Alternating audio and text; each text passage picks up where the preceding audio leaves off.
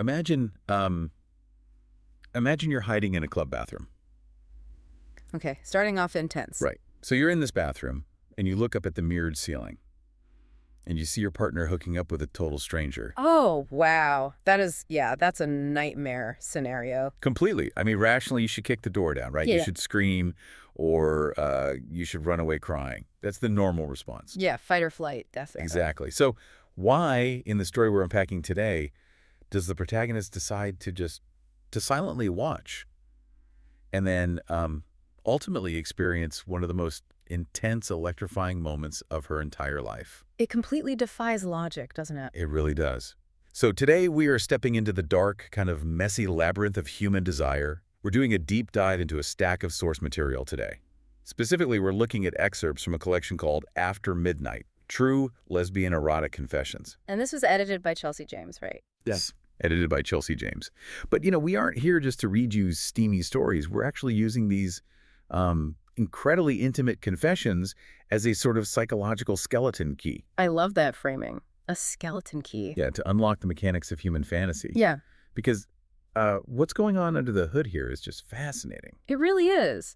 Because the human brain is never more wildly contradictory than when it's navigating arousal. Right. I mean, we like to think of our emotional lives as this, clean, well-lit room where A leads to B. Look, you get hurt, you walk away. Exactly. You get hurt, you leave, you feel jealous, you get angry. It's linear. But sexual desire operates on a totally different frequency. How so? Like, how does it break that linear path? Well, it's an engine that routinely subverts waking logic. It takes raw, really uncomfortable emotions, things like jealousy or domestic boredom or even the sting of an argument, and it transmutes them into rocket fuel. It takes the negative and flips it into intense arousal. Which is exactly why you, the person listening to this right now, should care about this deep dive. Yes, absolutely. Because even if the highly specific, sometimes really extreme scenarios we're discussing today aren't your personal fantasy. And they might not be, which is totally fine. Right, totally fine. But the underlying architecture of these desires is universally human. Yeah. The scaffolding is the same for everyone. Exactly. Understanding how the brain processes the friction of an argument or the thrill of secret knowledge, it helps us understand human connection on a much broader scale. We are looking at the hidden lives of others to decode the hidden mechanics within ourselves.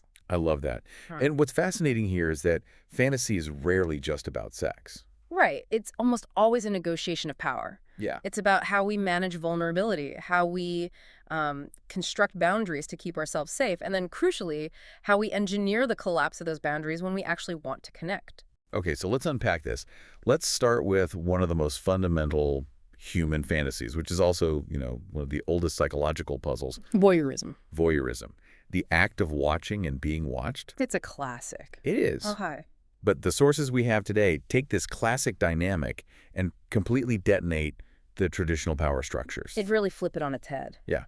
So to see how, let's look at a story called Our Dirty Little Secret by Jenny Dewey. Here is the setup. Okay, lay it out. So Jenny and her girlfriend, Mingye, are at a club in North Hollywood called Club Cruise. And they run a Wednesday night event called Tristan Shout. Which is a great name for a club night, honestly. Oh, incredible name. So we immediately get this really vivid contrast between the two of them. Johnny describes herself as sporty, like a soccer player. She feels a bit of a klutz under the club lights. Is it comfortable? Yeah, a little out of her element. But Mingye is a magnet. Right. She's in this librarian gone bad phase, wearing tailored blouses and her signature, thigh-high black leather spiked heel boots. Okay, you really have to keep an eye on those boots. Why? Because they are the fulcrum for the entire psychological crisis in this story. The boots are everything. Right. So Mingye is staring, totally captivated, at this leggy blonde on a dance platform. Oh, boy. Yeah. Jenny calls her the ultimate California beach volleyball goddess. Of course. The exact opposite of Jenny's self-image. Exactly. So Jenny gets hit with this suffocating wave of jealousy. She goes to the bar to get a drink to, cool off. Very normal reaction so far. Right. But she comes back, and Mingye is gone. Uh-oh. And the blonde is gone. Oh, no. So Jenny immediately assumes the absolute worst. She thinks Mingye has ditched her and is actively hooking up with this blonde somewhere. Which is an awful feeling. Your stomach just drops. Zing to her stomach. Literally. So Jenny retreats to the men's room.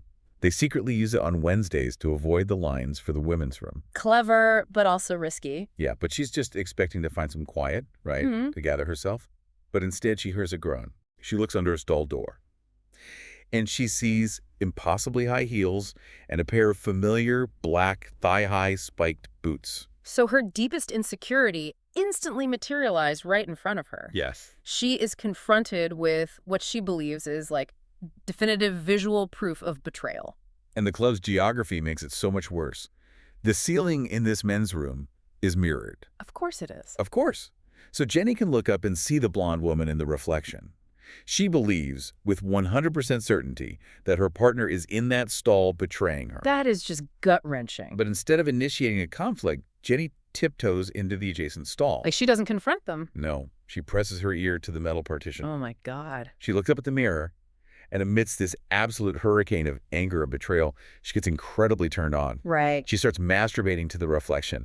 She literally describes working herself into and this is a quote, a froth of anger and sex. We really need to look closely at what is happening in her nervous system here because it completely defies conventional logic. It makes no sense on the surface. Psychologically, this is a textbook demonstration of the misattribution of arousal. Misattribution of arousal. Can you explain that? Yeah. So when humans experience a really high-stress emotional state, like the sheer terror of physical danger, profound anger, or, the sudden sharp shock of betrayal. Like finding your girlfriend in a bathroom stall. Exactly. Yeah. When that happens, the sympathetic nervous system takes over. The amygdala sounds the alarm. Right, the lizard brain. Yes.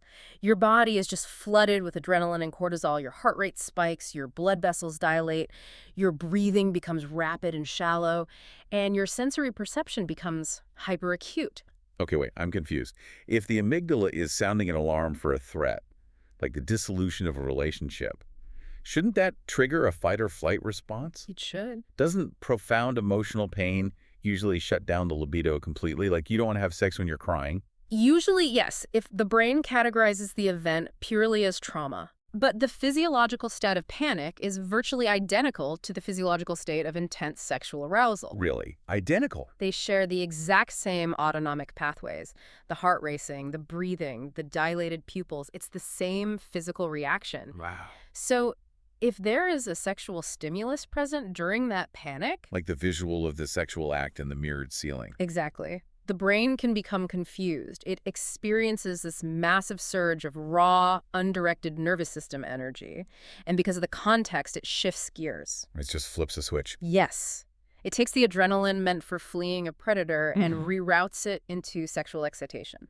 So it's like having a car engine in neutral with your foot just slamming the gas pedal. Oh, that's a great analogy. Right. The engine is producing all this raw RPM, the machine is roaring, and the brain just suddenly throws it into drive instead of reverse. Exactly. The energy is the same. Yeah. The fuel is burning. It's just the application that changes. Wow. That is the exact mechanism.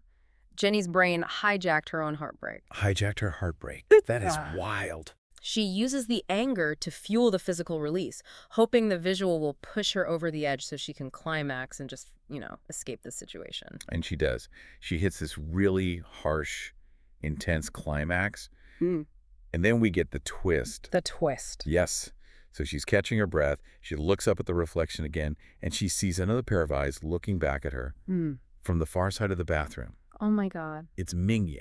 Mingye wasn't in the stall. No.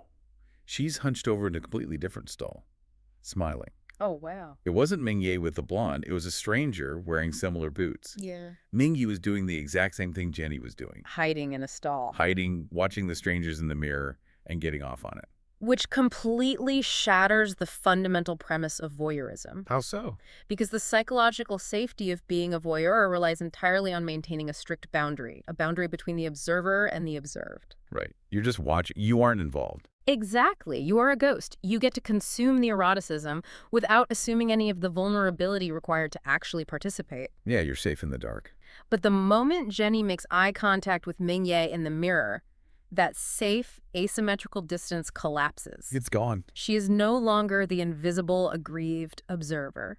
She realizes she is an active, exposed participant in a shared taboo, and she's sharing it with her partner. And they end up bonding over it. Do they really? Yeah, Mingyi winks at her. And later she admits she's always had a voyeuristic kink.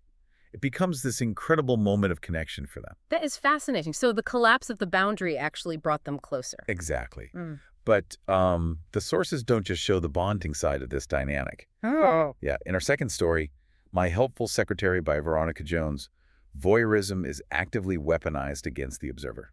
Okay, so if Jenny's experience was kind of accidental, this sounds much more deliberate. Very deliberate. Veronica's story is an exercise in orchestrated exhibitionism. It really reveals how fragile the voyeur's illusion of power really is. Yeah. So Veronica is a high-powered executive in Melbourne. Okay. And every Friday, she goes through this deeply entrenched ritual. She kicks her office door closed, tells her secretary, Amanda, to hold all calls. Setting the stage. She leans back in her leather chair and she pulls out binoculars. Oh, wow. Straight to the binocular. Right, because directly across the street, in a prominent attorney's office, a woman named Audrey puts on a highly explicit show with her lover. Every Friday. Every Friday.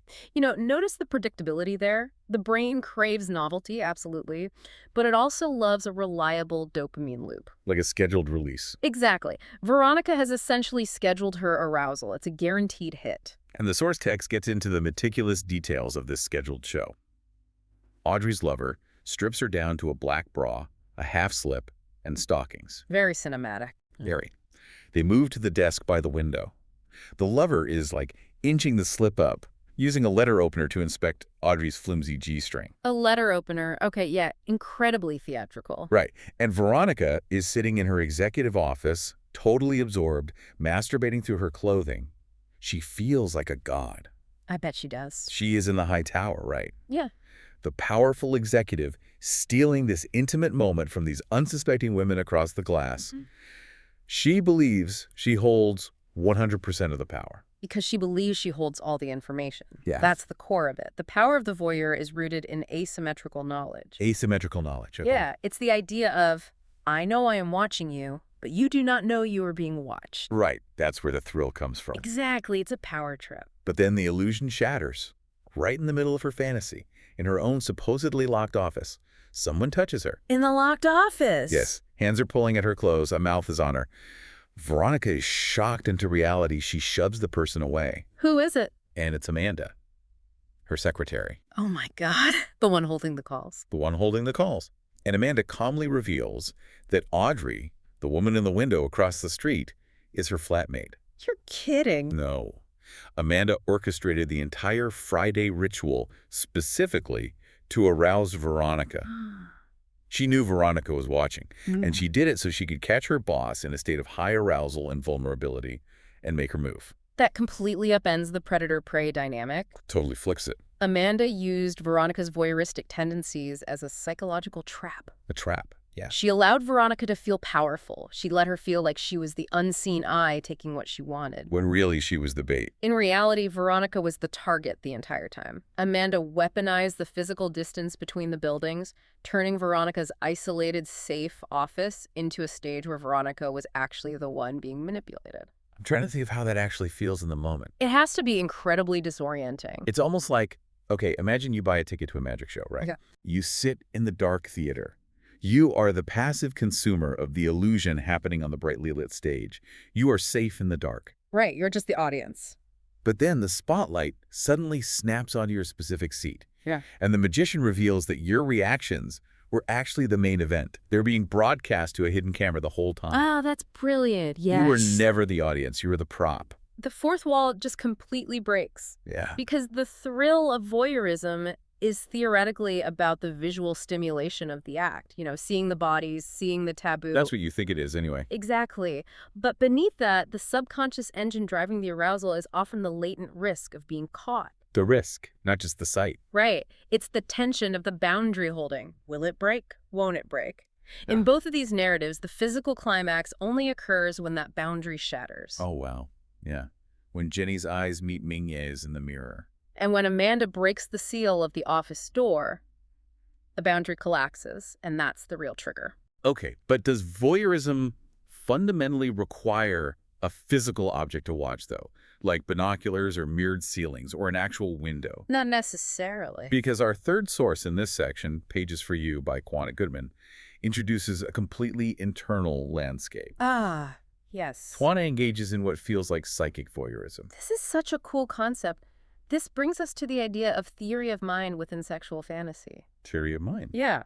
We are no longer dealing with physical line of sight. We are dealing with projecting into a partner's private mental space. Okay, let me set up the story so we can see how she does that. Go for it. So Twana is looking through a stack of magazines by her girlfriend Larissa's bed.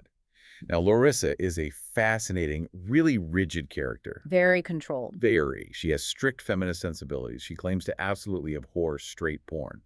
And she identifies as the stone butch in their relationship. Which means she gives pleasure but maintains an incredibly tight boundary around receiving it. Exactly. In a whole year of dating, Twana has never once seen Larissa masturbate. That's a huge fortress to build around your own sexuality. It's massive. But hidden in this stack of Ebony and Sports Illustrated magazines by the bed, Twana finds a 2-year-old, heavily creased copy of a Hustler magazine. Oh, wow. Yeah, Finding that magazine is like finding a glitch in the matrix of their relationship. it really is. It completely contradicts the curated sexual identity Larissa presents to Twana. So what does Twana do? Does she confront her? No. And that's what's so interesting. Instead of confronting her, Twana uses the physical object as a launch pad for a massive mental projection. Okay. She sits there and constructs this highly detailed movie in her head. She imagines her strong, controlled girlfriend secretly using this straight porn magazine. She builds a whole narrative. A huge narrative. She pictures Alyssa with her work shirt open, clamps on her nipples, sweating, jamming her fingers into herself, swearing, to completely losing the rigid control she normally maintains. So Twana masturbates to the mere thought of her partner masturbating in secret. Exactly. See, Twana is exploring the gap between reality and fantasy here. What do you mean? Well, the real Larissa is tightly wound, she's ideologically strict, and she's seemingly purely giving. That's the reality she presents. Right. But the fantasy Larissa that Twana creates is feral. She's selfish and entirely out of control. The total opposite. By constructing this detailed internal narrative, Twana is non-consensually penetrating Larissa's psychological defenses. Oh, wow. Non-consensually penetrating her defenses. Yeah, she is reclaiming a piece of Larissa's private sexuality for herself, even if it only exists in her own mind. That's incredibly powerful. And it makes sense why, when Twana finishes, she feels this strange mix of profound arousal and a very specific guilt. She feels guilty. Yeah, she thinks, does Larissa know what I just did to her? Wow. She carefully slides the Hustler back into the exact middle of the stack. Like, she didn't touch her partner physically at all, but she feels like she crossed a massive boundary. Because she did cross a boundary, an informational one. Which leads to a broader law of how this works, right? Yeah. Voyeurism isn't actually about watching a physical act. No, it's not. It is about holding asymmetrical information.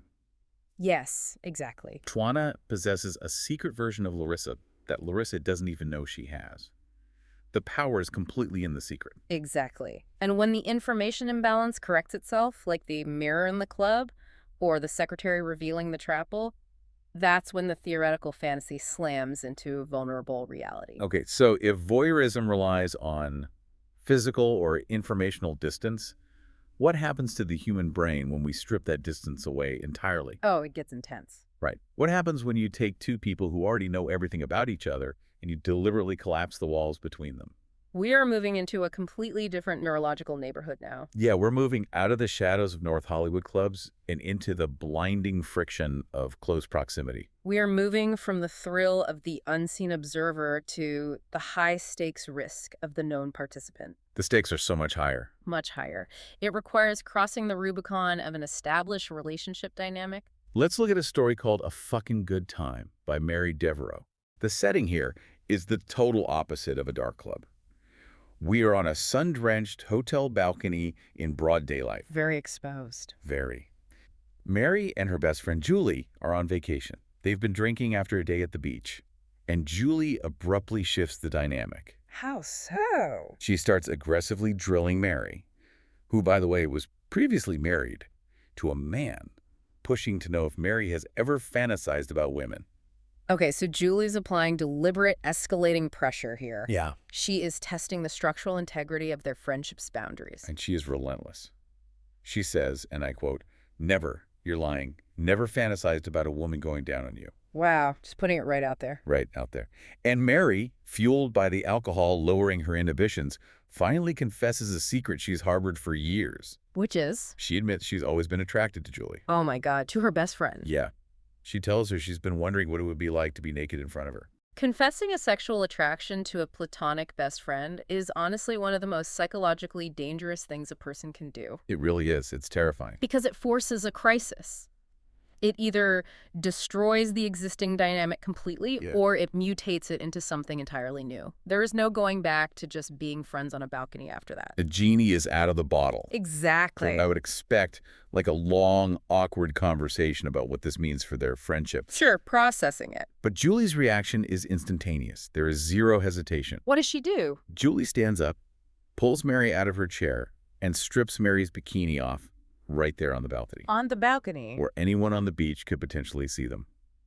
Julie steps immediately into an overwhelmingly dominant role, orchestrating Mary's sexual awakening at warp speed. Notice the mechanism Julie uses here. The speed. Yes. She bypasses Mary's rational, overthinking brain entirely. She relies on pure, overwhelming momentum to prevent Mary from retreating into anxiety. She doesn't give her time to think. Because Julie is running her hands over Mary, asking, "Is this how you thought it would be?" Yeah. She pushes Mary back onto the lounge chair, peels off her own bikini, and goes down on her. Wow. And Mary's reaction is explosive. She realizes the raw power of this new dynamic is something she never accessed in her entire marriage to a man. It's completely new territory for her. They end up dragging each other inside, using a dildo, experiencing this torrential release of pent-up energy. After years of hiding it. Years. And the wildest part? What? Right after this life-altering, foundation-shaking intimacy, Julie hops off the bed and says, "When we're finished here, we're getting dressed to the nines, and tonight we're bringing back some women." Unbelievable. Right? I'm like, what? See, Julie understands the psychology of permission structures. Permission structures. Yes. Think about it. For Mary, who has spent her life operating within the rigid boundaries of heteronormativity and platonic friendship. Right. She's never done this before. Exactly. Mm-hmm. The burden of initiating or controlling this new sexual identity would be paralyzing for her. She wouldn't know what to do. Right. So Julie removes that burden entirely. By taking total aggressive control, Julie acts as a permission slip. Ah, I see. She essentially tells Mary's brain, "I am driving. You don't have to worry about the brakes. Just enjoy the ride." Yes. And then, by immediately suggesting they find more women. Oh, that's why she did that. Yes. Julie normalizes the massive boundary they just crossed. She frames it not as a catastrophic event to process, but as the new, exciting baseline. It's brilliant. But, orchestrating a sexual encounter doesn't always go according to the architect's plan. That is very true. Sometimes the plan backfires spectacularly. Because Julie's dominance was liberating for Mary. But let's look at a scenario where attempting to control the boundaries completely falls apart. Okay, let's hear it. This is in a story called Control Freak by Tanya Turner. Tanya agrees to a threesome with her longtime friend Cindy and Cindy's girlfriend, Emma. Okay, a threesome dynamic is always tricky to navigate. Always. And the source material paints a very specific picture of the anticipated power dynamic here. Well, physical descriptions in these narratives are rarely accidental. They are shorthand for psychological roles. Precisely. So Cindy has a magenta bob, fuchsia lips, and a hyper-focused, intense demeanor. Very bold, very loud. Tanya literally calls her a control freak who could rival a CEO. Okay, so she's the dominant force. Right. And Emma, the girlfriend, wears quiet white cardigans, pearl beads, and drinks tea. Oh, wow. Okay. She is visually coded as the submissive accessory. Contrast is huge. Huge.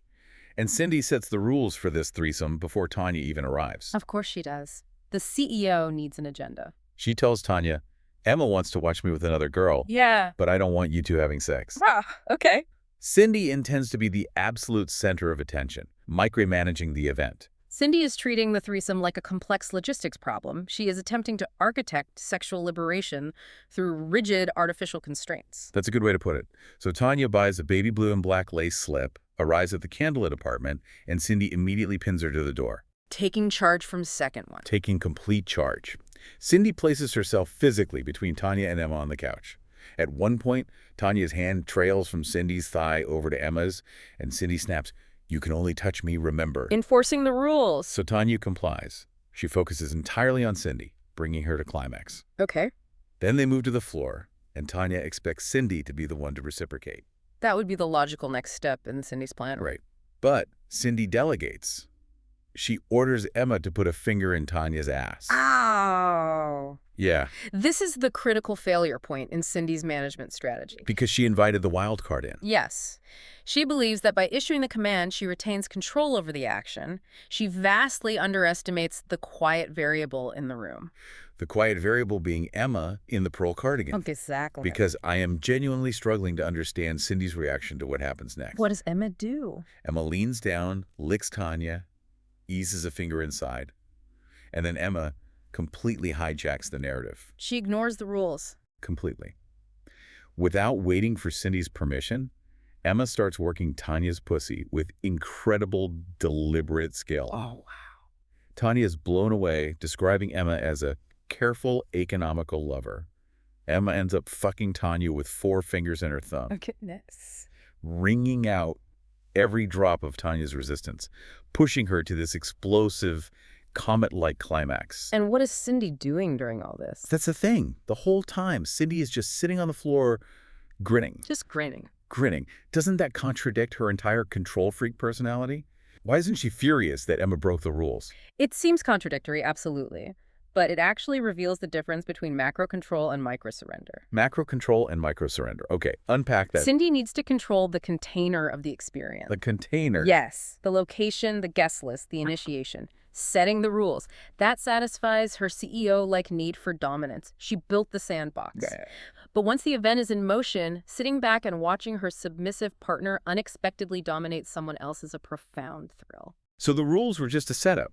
Cindy's rules were a scaffolding. Yeah. Once the building stands on its own, she doesn't need the scaffolding anymore. It's like when you try to perfectly plan a dinner party down to the minute. Oh, I've been there. Right. You obsess over the seating chart, the playlist, the lighting. You are stressed and rigid. You're trying to control everyone's good time. Exactly. Yeah. But the party only actually gets good when you finally give up. You sit down with a glass of wine, let someone else hijack the stereo, and just watch the chaos unfold. Yes, that is the perfect analogy. Cindy tried to construct the perfect fantasy. But the true liberation for everyone in the room only happened when Emma bypassed the rules and Tanya surrendered the script entirely. Which highlights a fundamental truth about human sexuality. What's that? You can set the stage, you can buy the lingerie, you can dictate the terms. But genuine, transcendent arousal often requires an element of unpredictability. It needs a wild card. Yes. It requires the conscious brain to stop trying to manage the experience and allow the body to take over. Emma didn't need to bark orders because her power was tactile and intuitive. She read Tanya's physiological responses in a way Cindy's rigid spreadsheet approach never could. She just felt it out. Exactly. Okay, so we've analyzed the dark corners of nightclubs and the friction of crossing boundaries in candlelit living rooms. We've covered a lot of ground. We have. Yeah. But what about the environments that are actively, aggressively unsexy? Oh, the real world. The real world. Strip away the alcohol, the music, the vacation mindset. What happens when the human brain is confronted with the crushing, repetitive reality of domestic life? This is perhaps the most difficult environment for desire to survive in. Because it's boring. Because habituation is the absolute enemy of arousal. Habituation, like getting too used to things. Exactly. When your environment, your routine, and even your partner become entirely predictable, the brain stops releasing dopamine. Boredom sets in. Right.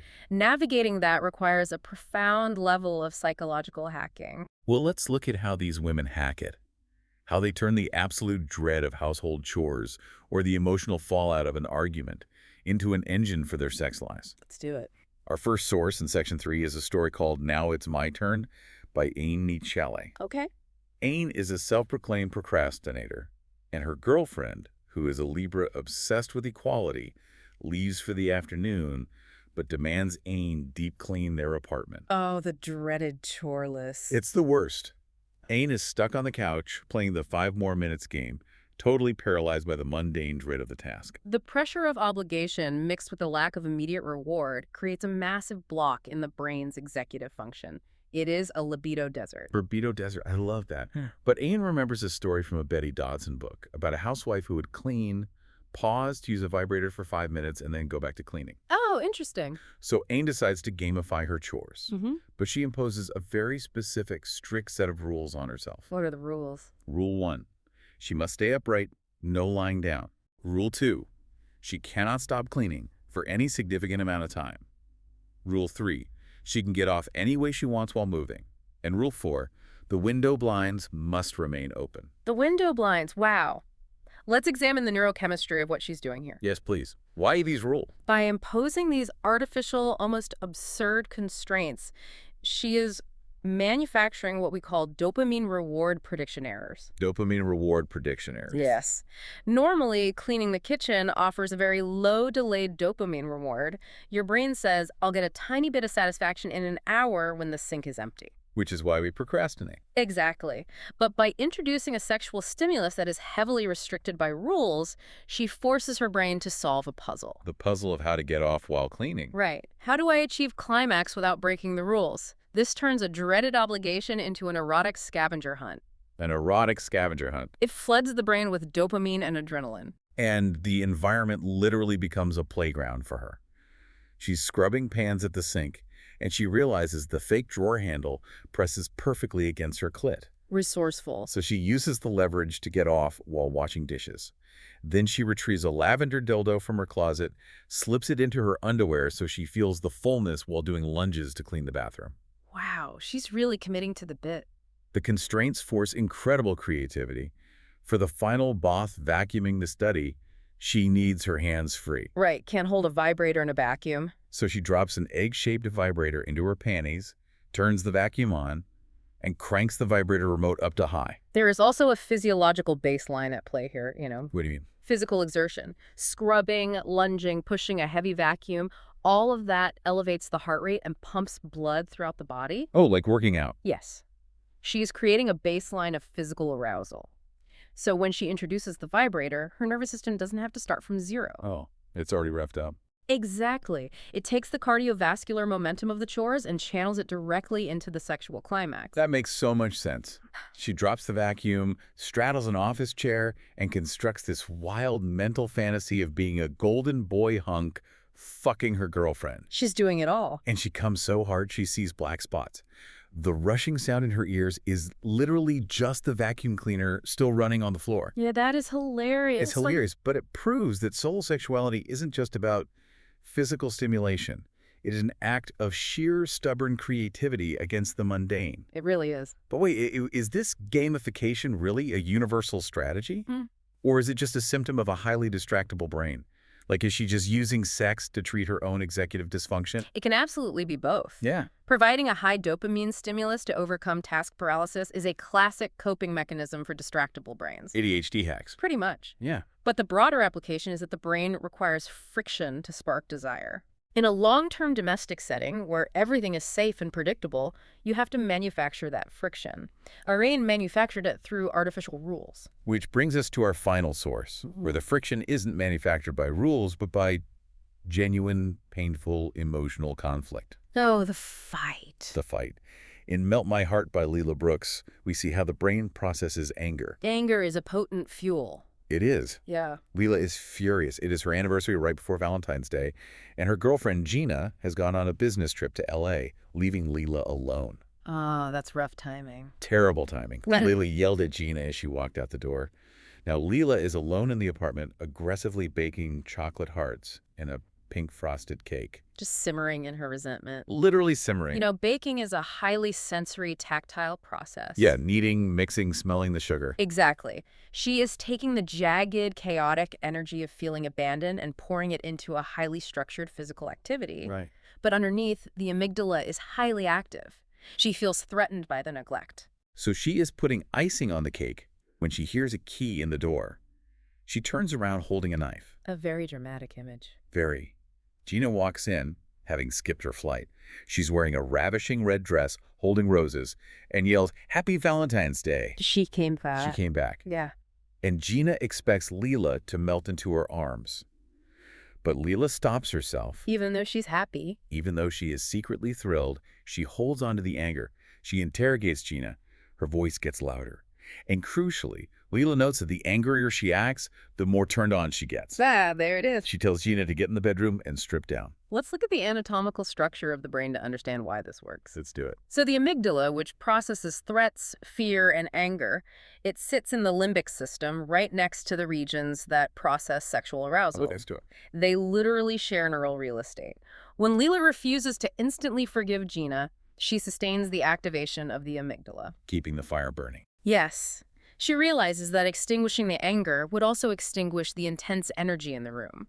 By leaning into the conflict, she's throwing gasoline on the fire. It's the concept of emotional judo. Emotional judo. I like that. You have this heavy momentum of a negative emotion coming right at you. Frustration, feeling neglected, anger. Right. Instead of trying to stop it dead in its tracks and force a calm, rational reconciliation, you grab that heavy emotional weight, pivot, and flip it over your hip to create passion. You use the weight of the anger to your advantage. Yes. Leela uses the friction of their fight to establish a dominant, punishing role she doesn't normally take. The physical escalation allows them to metabolize the emotional conflict. Metabolize it. Wow. When Leela spanks Gina and she notes that she summons every bit of resentment she felt while baking, she is externalizing the pain. She snaps Gina's red thong.